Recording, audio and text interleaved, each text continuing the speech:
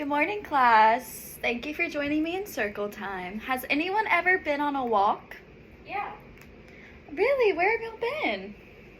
Me and my mom took the dog to the dog park. That sounds fun. You know, I have a fun friend who went on a walk one time, and I kind of want to tell y'all the story about him. So today we're going to read the book called A Walk in the Woods by Hudson Talbott. Based on the cover, can you guess what the book will be about? Maybe learning about words. Yeah, words. Good observation. Anything else you see on the Walking. cover? I see the woods. The woods, yeah. Maybe this tells us about his journey a little bit.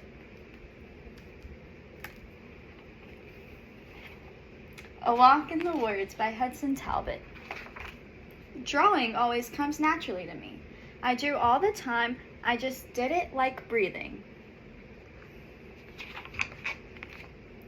Every day after playing with my friends, I'd come home and draw stories that I made up. It was like diving into my own world. I liked words too, one at a time. When I was reading, I had to picture every single word. But long sentences? No way! I would start a long sentence and then my mind began to wander.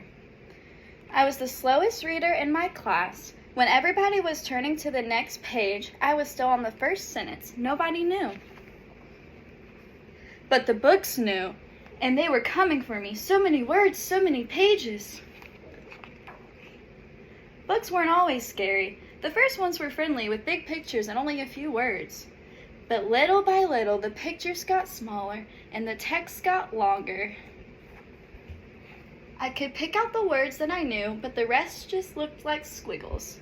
It was a reign of terror. My drawing pad was my safe place.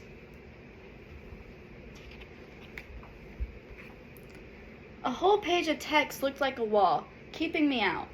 But now everyone in my class was reading book after book except me. What if they found out that I couldn't keep up? Seems like the author is sad that he can't keep up. I had to face it. I was alone, lost in a world full of words. Everywhere I looked, they were big words, strange words, scary words. One big word was stalking me: overwhelm. It described the feeling of too many words coming at me at the same time. It made me want to give up. But I love stories too much to quit. Have any of y'all ever been overwhelmed? Yeah. I was good at picturing stuff. Maybe I could try picturing a way out. I grabbed overwhelm and broke off over so it just said whelm. It meant the same thing but was more my size. Now I could whelm the words before they overwhelmed me. I just read at my own pace. After all, it was my walk in the words. It took time to look for words that I knew. There they were, like stepping stones leading me onward.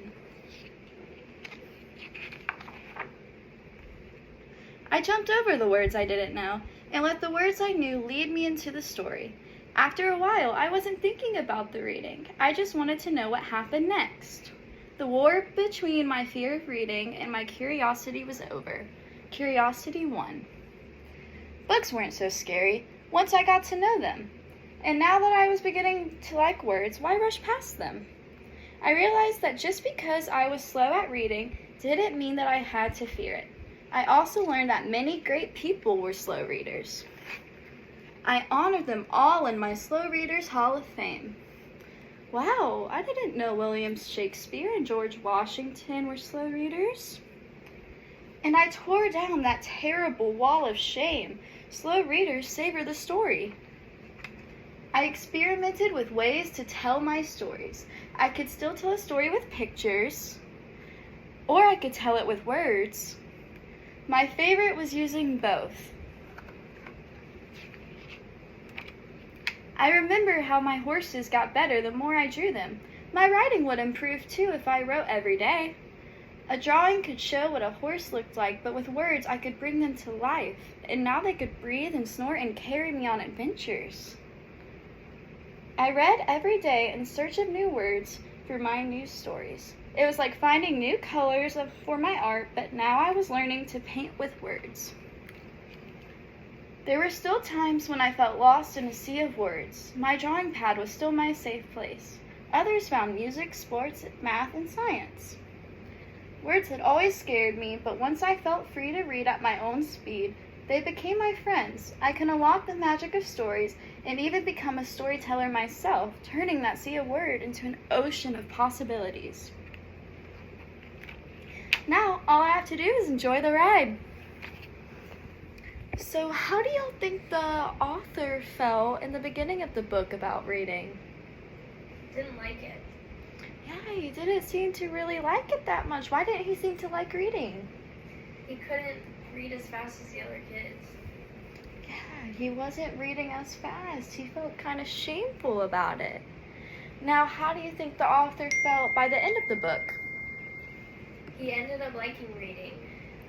Yeah, he ended up liking it. What did he do about the words he didn't know?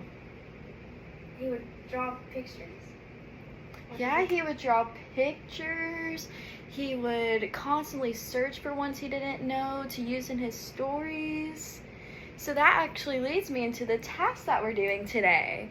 We are going to create our own ocean of possibilities, and I want y'all to take the handout on your desk and read through it and highlight any words you may not know, and then find the definition of these words and create your ocean full of possibilities.